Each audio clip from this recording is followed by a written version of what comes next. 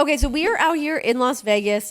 Double or Nothing is happening. You're out here, of course, with your husband. But you have also now dabbled back into the world of professional wrestling with Women of Wrestling with WOW.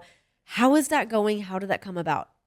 So it came about because the last 2 or 3 years I've been working on getting into film and television writing, which is my initial focus in school. I went to NYU Film School for writing and production, and couldn't afford school and got kicked out, and ended up going to my passion, my love, which was wrestling.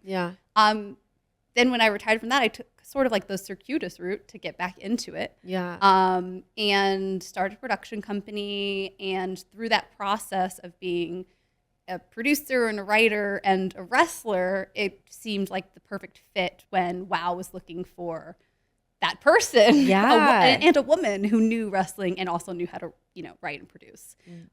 So I talked to Jeannie Buss, who's like the owner of the Lakers. I don't know anything about sports. I got a lot of questions about that because I feel like I also like, I mean, I know about sports, but like that relationship with Jeannie Buss. Anyways, carry on. I'll do a follow-up. Well, my team told me that Jeannie Buss wants to talk to you, and they were very, very excited about this. The Lakers were going to sign you. Yeah, and that's what I thought. I was like, I'm 5'2", but Muggsy Bogues coming in hot, there everybody. You go. And my dog was named Muggsy growing up. Oh my God. Yes, because of Muggsy Bogues. Oh, see guys, we do know sports. There is sports. That's what I do when I go to like any game with my husband. I'm just like, is everyone having fun? I want everybody to enjoy themselves. Yeah. I love that. So they had to very much explain what was happening. I was confused. And then she explained that she was the owner of WOW and the executive producer. And she was very open-hearted and open-minded to be like, join me as executive producer. Share this title with me and bring your expertise in both areas. And it felt like the most perfect fit of what I do now versus like where I've been. I haven't forgotten where I came from. I'm just not bumping.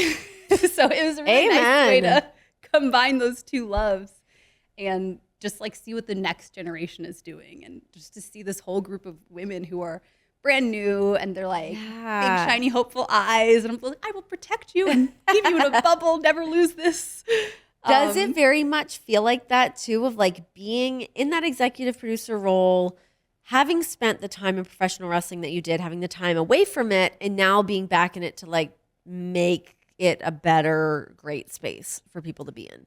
Yeah, I think my goal was very much most of what I remember from wrestling is the great stuff. Yeah. The fun stuff, the wonderful memories with the girls that were just like my buddies. And like that to me, and the cool stories, like the stuff that like felt feminine and like more emotional story arcs that I was really lucky to do. Yeah. So that and like a wholesome take for Saturday morning television, family-friendly television is what we're aiming for.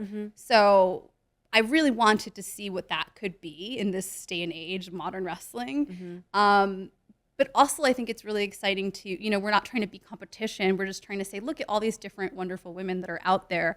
There's just room for everybody to shine. Yeah. What do you guys look for the girls that are part of, for the women of Women of Wrestling? I think the biggest thing, sort of the MO, is just that everybody gets along and it's a safe, comfortable, inclusive environment. Yeah. So our entire cast is so diverse. We have all different cultures, all different shapes and sizes, all different experience levels coming in. Some people have been wrestling for 10 years. Some have been wrestling for 10 weeks. Yeah. And it's just really fascinating to see, like, it's every kind of woman on TV being a different kind of role model. And the goal is to show that superheroes come in so many different packages, and a woman can be a superhero in so many different ways. I mean, you were such a pioneer of the women's evolution, and to see how far women's wrestling has come from the time of that shakeup starting to happen of the give divas a chance, then you're not a part of wrestling, and now to see what all has happened for women in wrestling. How much of it have you been watching that you've been able to see to kind of like see how much wrestling has really changed, especially for the women? So I'm just getting back into it. And I always feel really guilty saying that because I don't want to like alienate anyone. I don't think you need to feel guilty about that. I hope that my fans know that like I love them and I was not abandoning them by not watching wrestling. But to me, it always felt like when a chapter closes, like college or, you know, high school, or when you love those memories, but you go to the next chapter. Yep. You know, from high school, you go to college. From college, you go to work. So for me, it was almost like difficult to even imagine watching, because it would feel like work. Sure. And I was like, let me take a vacation for a year. Yeah. But also because it just felt like that chapter was closed. And so I really was completely out of the loop. And now getting back into it, I am like that dope that's been in a coma for like 6 like years. Austin Powers? I really am. Baby. There's like these people who are so popular, and I'm like, who? Explain to me. Like, give me a quick history. And so I'm learning, and it's been really inspiring to see like how far it's come. But luckily, I have had like one of my great wrestling friends is Bailey. And she's always love kept me in me the some loop. Pam. God, Pam is like the greatest. Just as a She's human, a magical person. She really is. She's my unicorn. Love her. So I've always checked in with her. So I've kind of known stuff just through her over the years. Mostly just because I want her to be like the top woman of all time.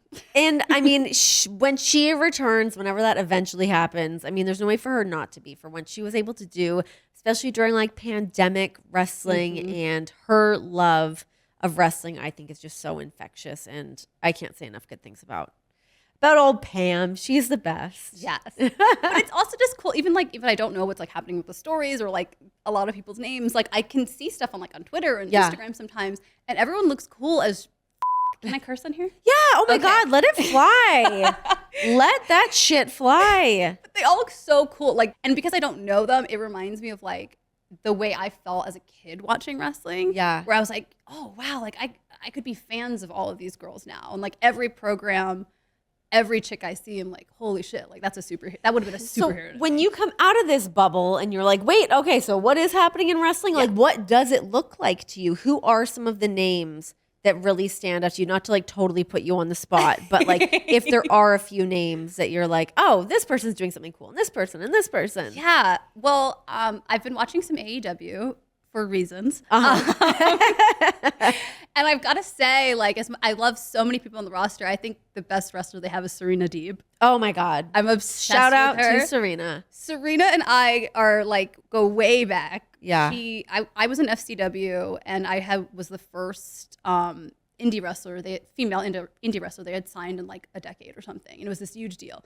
And I only had 2 years of experience. So it was kind of just like this label.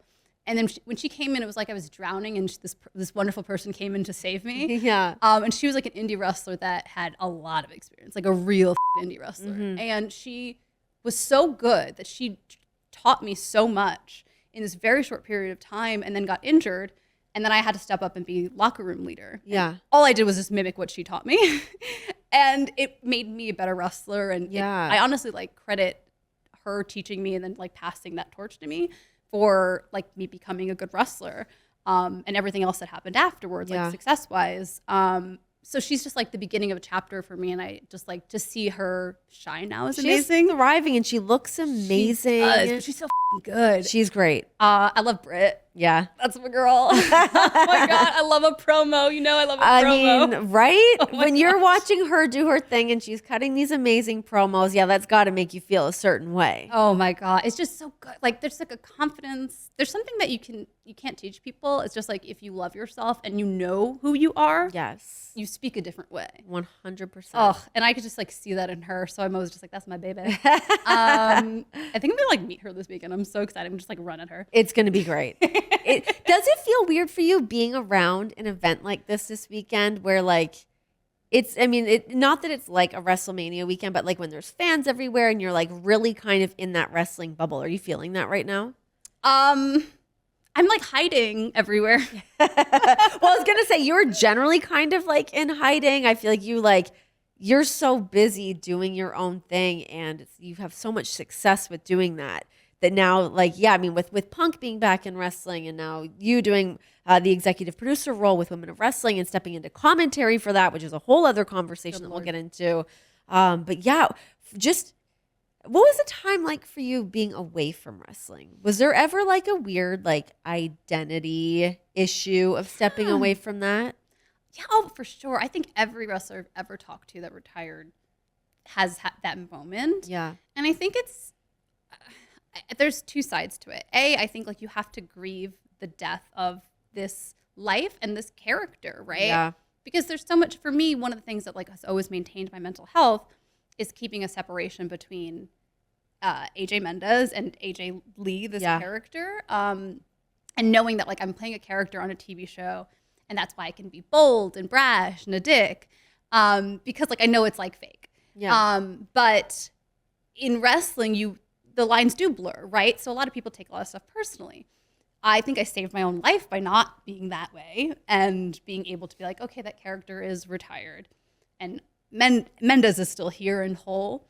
And I've seen a lot of people kind of lose their way because they don't know that separation. Mm-hmm. So they're like, well, who am I without this? Yeah. But because I loved it so much, there is a grieving process where right after wrestling, I went right into writing the book. And so I was so busy.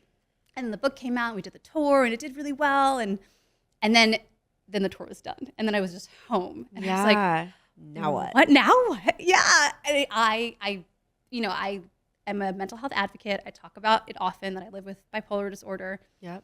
And it hit me really hard. I went into this really long depression because that lull in busyness coincided with my family getting trapped in this hurricane in Puerto Rico and me not knowing if they were alive and trying to find this, had like this team go in this to get like proof of life. Oh my God. And like get like water to them so they could survive. It was a very like traumatic couple of weeks. And it just was the same time where like, I didn't know what was happening in life. And so I went through this really, really long, like 4-month depression that was very, very dark. And work is what got me out of that, as it always has. My safe place has always been creating these like fantastical worlds. And like we were talking about yesterday. Yeah. When I was like this like homeless kid and like living in like motels, I would draw comic books in a notebook. And like that was the only thing that would save my life. Just something to focus on so I could be anywhere but here. Yeah. And so that's what I started to do. I was like, okay, well, what's the next writing thing I want to do? That saves my brain. And that's how I got into getting back into film and television writing and comic book writing.